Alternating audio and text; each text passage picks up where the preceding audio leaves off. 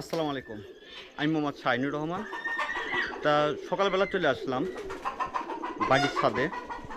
তো বাড়ির ছাদে বলতে কি এখন সকাল প্রায় 9টা বাজে, আর প্রচণ্ড রোদ দেখতে পাচ্ছেন, আকাশে প্রচণ্ড রোদ।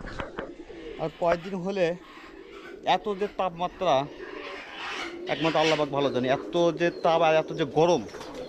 আজকে বগুড়ার তাপমাত্রা দেখলাম প্রায় 34°C, আমি মোবাইলে দেখলাম। তো এখন সত্য মিলে সঠিক জানি না, তবে মনে হয় 34° এরকমই হবে হয়তো বা। তো বাড়ির ছাদে আসলাম এই গরমের ভিতর। তো আজকে কোথাও যাইনি, ছুটির দিন আমার, আজকে শুক্রবার আমার ছুটির দিন।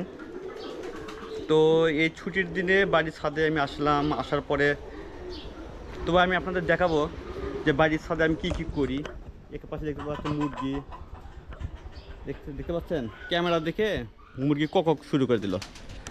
তো এই পাশে দেখতে পাচ্ছেন যে কিছু কবুতর, আমার কবুতর খাবারও খাচ্ছে। তো গরমের ভিতর এখানে থাকতে পারতেছে ছাদের উপরে, যেহেতু প্রচণ্ড রোদ আর প্রচণ্ড গরম।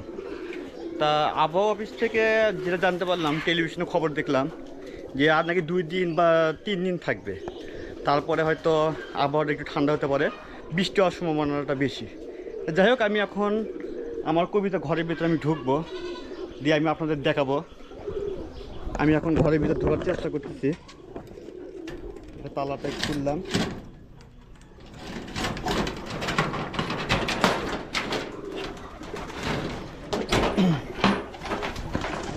দেখতে পাচ্ছেন কতগুলো কবুতর। এর আগে আমি ভিডিওতে দেখাচ্ছিলাম কবুতর খাবারও খাচ্ছে, দেখতে পাচ্ছেন। তো আমি আপনাদেরকে একটা কথা বলি, সেটা হলো যে এর আগে আমি একটা ভিডিও দিয়েছিলাম, যে আমার আবি ডেইরি ফার্মের উপরে একটা ভিডিও দিয়েছিলাম। আপনারা দেখেছেন হয়তো, ভিডিওটা না দেখতে পারলে আপনার ভিডিওটা দেখতে পারেন। তো এখন যেটা আমি কবুতর খামার নিয়েও একটু গবেষণা করতেছি, আবার এই কবুতর কীভাবে বানানো যায় সেই চিন্তা ভাবনা একটু করতেছি। তো আমি যদি আপনাদেরকে যদি বলি, এখানে প্রায় আছে 50 থেকে 60 জোড়ার মতো কবুতর আছে এখানে। তো এই 60 জোড়া কবুতর আমরা টার্গেট নিয়েছি 2026 সালের, আজ থেকে 1 বছর মধ্যে আমরা টার্গেট নিয়েছি যে 1000 জোড়া কবুতর আমি করতে পারি কিনা। তো গরুর খামারেও একটা টার্গেট নিয়েছি, কবুতর খামারেও একটা টার্গেট নিয়েছি। আপনার সবাই দোয়া করবেন, আপনারা যদি দোয়া করেন তাহলে ইনশাল্লাহ হয়ে যাবে, আর বাদ বাকি সব আল্লাহর ইচ্ছা। তো যেটা আমি এই কবিতা ঘরটা যদি আপনাদের দেখাই, যেহেতু আগে আমি দুইটা মানে আপনার 4 জোড়াতে শুরু করেছিলাম, 4 জোড়া থেকে এতগুলো হয়ে গেছে। 2016 সাল থেকে আমি কবিতর পালা শুরু করেছি।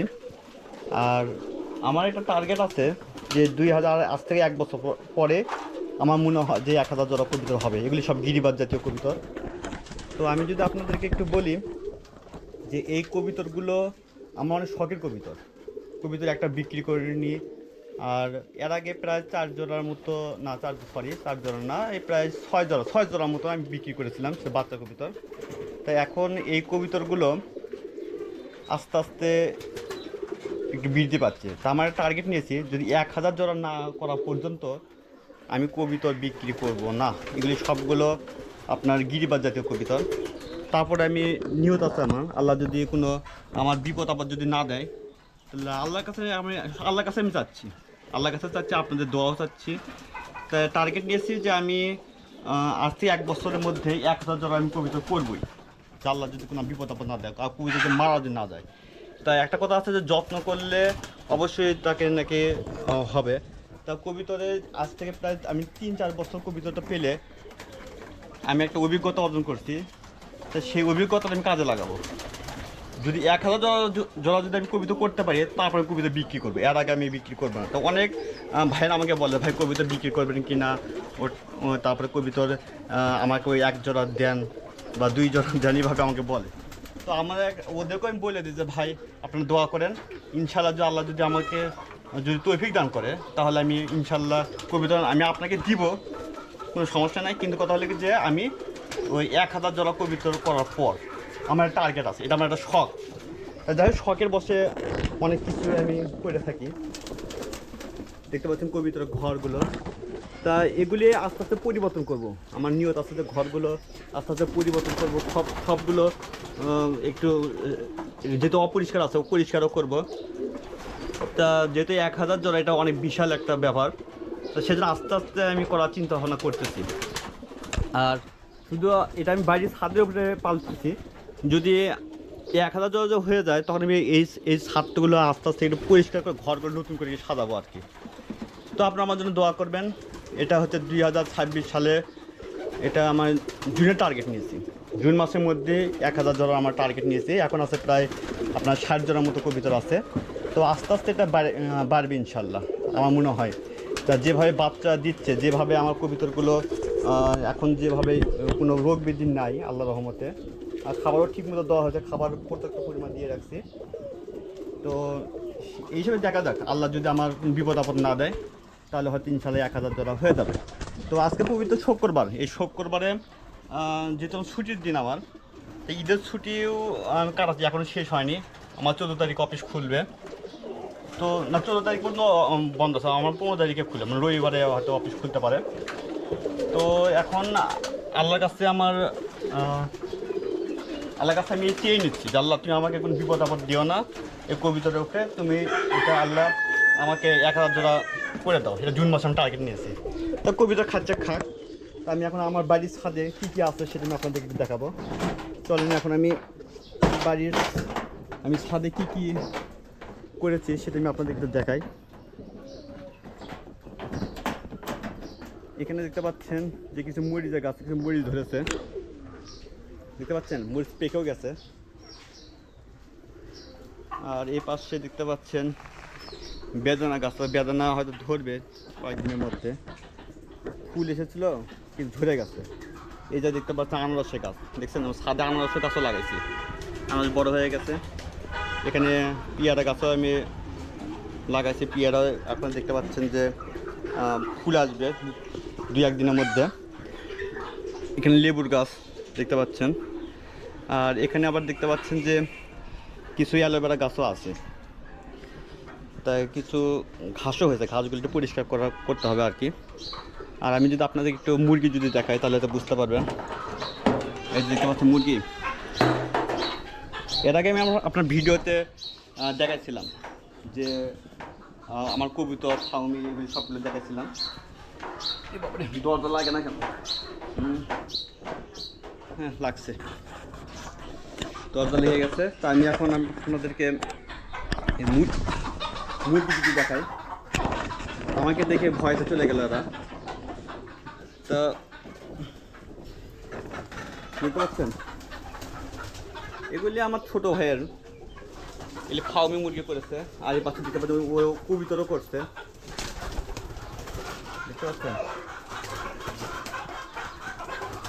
ও কবুতরও পালছে, মুরগিও পালতেছে, সব মিলেও ভালোই আছে মোটামুটি।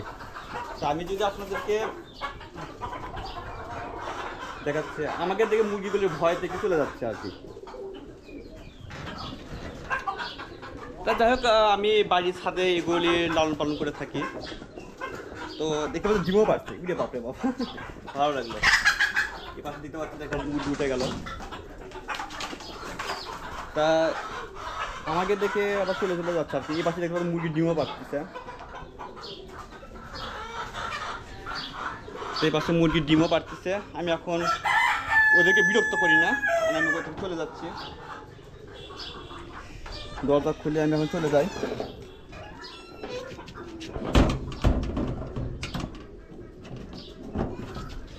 দরজাটা লাগিয়ে দিলাম। আর একটা কথা হলো কি, যে বাড়ির সাথে আমি এগুলি লালন পালন করে থাকি, যে কবুতর, মুরগি, তারপরে হচ্ছে এর আগে হাঁসের বাচ্চা ফোটাচ্ছিলাম, যে হাঁসের বাচ্চাটা হাতে নষ্ট করে দেয়, যার জন্য হাঁসের বাচ্চাগুলো বাইরে রাখছি। তো দেখতে পাচ্ছেন যে কবুতরগুলো ডিম পাড়বে আমার, দেখতে পাচ্ছেন খড়কুটা নিয়ে ঘরের ভিতরে ঢুকে গেল। যাই হোক, সব মিলিয়ে আল্লাহর রহমতে আপনার মতন দোয়া করবেন। এখন অবসর সময়ে আমি চাকরির পাশাপাশি এগুলি করে থাকি, যেমন গরুর খামার করি, তারপরে কবুতর খামারও আছে। কবিতা আমার টার্গেট নিচ্ছে যে ইনশাআল্লাহ 2026 সালের মধ্যে যেমন করি হোক 1000 জোড়া করবো, আল্লাহ যদি কোনো আমার বিপদ আপদ না দেয়। আর আপনারা তো আমার দর্শকরা সাপোর্ট তো করবেন, কথা কী হচ্ছে না হয়তো আপনারা কমেন্টে জানিয়ে দেবেন যে আপনার কবিতা এভাবে করলে ভালো হয় দেন, তাহলে হয়তো আমার একটু কবুতরের লালন পালন করতে একটু সুবিধা হয়। আর যদি কমেন্ট না করেন তাহলে আমি বুঝবো কেমন করে। তা আপনার কমেন্টে একটু জানিয়ে দেবেন, আমাকে একটু কষ্ট করে হলেও কমেন্টে একটু জানিয়ে দেবেন যে এখন কবুতরগুলো কীভাবে আপনার কমেন্টে একটু জানিয়ে দিবেন যে কবুতরগুলো কীভাবে লালন পালন করলে কোনো রোগ ব্যাধি হবে না। আপনারা কমেন্টে জানিয়ে দেবেন। আমি যত জানি কবুতর সম্পর্কে আমি যতই জানি, তবে হয়তো অনেক কিছু জানি না, সেটা যদি আপনারা কমেন্টে যদি জানিয়ে দেন তাহলে হয়তো একটু আমার উপকার হয়। আর অনেক কিছু তাহলে কবুতরের রোগ ব্যাধির থেকেও মুক্তি পাওয়া যাবে আর কি। আপনারা যেটা জানেন সেটা আমার কমেন্টে জানিয়ে দেবেন আর কি। যাই হোক, আপনার আবার যদি কবিতাগুলি দেখায় তাহলে হয়তো বুঝতে পারবেন। যাই হোক, কবুতরের মা কবুতরগুলো বাচ্চাদেরকে খাওয়াচ্ছে, এই খাবার খেয়ে কবুতরকে হয়তো বাচ্চাদেরকে খাওয়াবে। তো বন্ধুরা, আজকে এই পর্যন্তই। ভিডিওটি ভালো লাগলে আপনারা সবাই লাইক কমেন্ট শেয়ার করতে পারেন। আপনি যদি আমার চ্যানেলে নতুন হয়ে থাকেন অবশ্যই আমার চ্যানেলটিকে সাবস্ক্রাইব করবেন। ধন্যবাদ সবাইকে। ততক্ষণ ভালো থাকবেন। আসসালামু আলাইকুম।